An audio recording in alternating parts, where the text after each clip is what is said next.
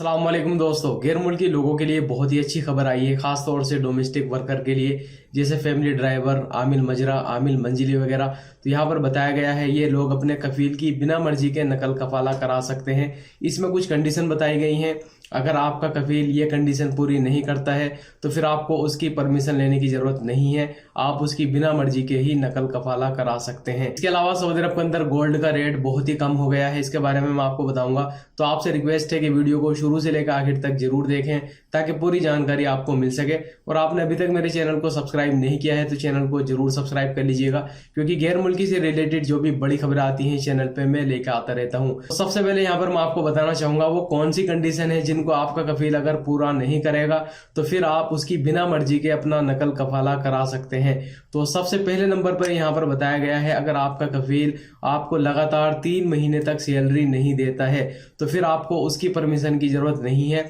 आप कहीं भी उसकी बिना मर्जी के नकल कफाला करा सकते हैं। और दूसरे नंबर पर यहाँ पर बताया गया है कि जो वर्कर है वो अपने मुल्क से सऊदी अरब पहुंच गया है, यानी जिस ऑफिस से भी उसने अप्लाई कराई होगी वीजा, तो उस ऑफिस में जो है बंदा आ गया है, लेकिन जो उसका कफील है उसको लेने के लिए नहीं गया, 15 दिन उस पर गुजर गए हैं। तो कहने का मतलब यहाँ पर यह है कि अगर 15 दिन तक आपका कफील आपको ऑफिस में लेने के लिए नहीं आता है तो फिर ऐसी सूरत में आपको अपने कफील की परमिशन की जरूरत नहीं है, आप कहीं भी किसी दूसरे कफील के पास नकल कफाला करा सकते हैं। इसके अलावा तीसरे नंबर पर यहाँ पर बताया गया है, अगर आपके कफील ने आपका इकामा नहीं बनवाया, मान लीजिए आप जो है नए आए हैं अपने कफील के पास में और 3 महीने का टाइम जो है हो गया है, जो ट्रायल पीरियड होता है उसमें आपके कफील ने आपका इकामा नहीं बनवाया, तो ऐसी सूरत में भी फिर आप अपना नकल कफाला करा सकते हैं। और इसके अलावा मान लीजिए आप पहले से ही मौजूद हैं, कफील के पास में आप काम कर रहे हैं और आपका इकामा एक्सपायर हो गया है और उसको एक्सपायर हुए 30 दिन गुजर गए हैं, तो फिर ऐसी सूरत में भी आप अपना नकल कफाला करा सकते हैं उसकी बिना मर्जी के।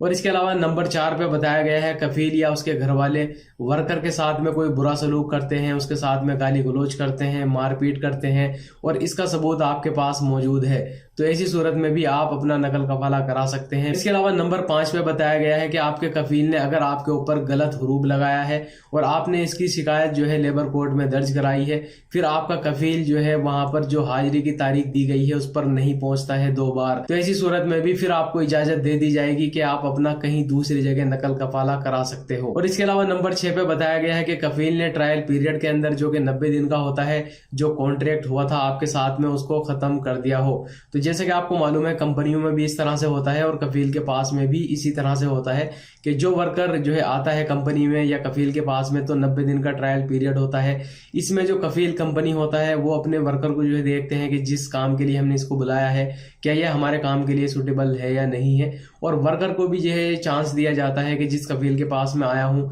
क्या वो कफील मेरे लिए ठीक है या नहीं है, जो काम मुझे बताया गया था कॉन्ट्रैक्ट में क्या वही काम मुझसे कराया जा रहा है। अगर सब कुछ जो है ठीक होता है तो फिर जो कॉन्ट्रैक्ट होता है उसको कंटिन्यू कर दिया जाता है, नहीं तो आप भी 90 दिन के अंदर जो कॉन्ट्रैक्ट हुआ था उसको खत्म कर सकते हैं। या जो आपका कफील है अगर वो जो है आपको पसंद नहीं कर रहा है, आपके काम को पसंद नहीं कर रहा है, तो वो भी आपके कॉन्ट्रैक्ट को खत्म कर सकता है। तो ऐसी सूरत में भी आपको फिर अपने कफील की मर्जी की जरूरत नहीं है, उसकी बिना मर्जी के ही आप किसी दूसरे कफील के पास नकल कफाला करा सकते हैं। इसके अलावा नंबर 7 पे बताया गया है कि जो आपका कफील है जिसने आपको बुलाया था वो दूसरे लोगों के लिए आपसे काम कराता है। तो सबसे ज्यादा शिकायत मुझे लगता है गैर मुल्कियों की यही होती है यहाँ पर, और मैं भी पर्सनली काफी सारे ऐसे ड्राइवर्स को जानता हूँ जिस कफील के पास वो आए थे उनके पास तो वो काम करते हैं, लेकिन उसके साथ साथ में वो अपने रिश्तेदारों का भी काम कराता है कि इनके बच्चों को जो है स्कूल में छोड़ दो या इनको हॉस्पिटल में छोड़ दो, यानी बहुत जो है काम कराया जाता है। यानी जो कफील है वो दूसरों के लिए जो है काम कराता है। तो अगर आपके पास में इसका सबूत मौजूद है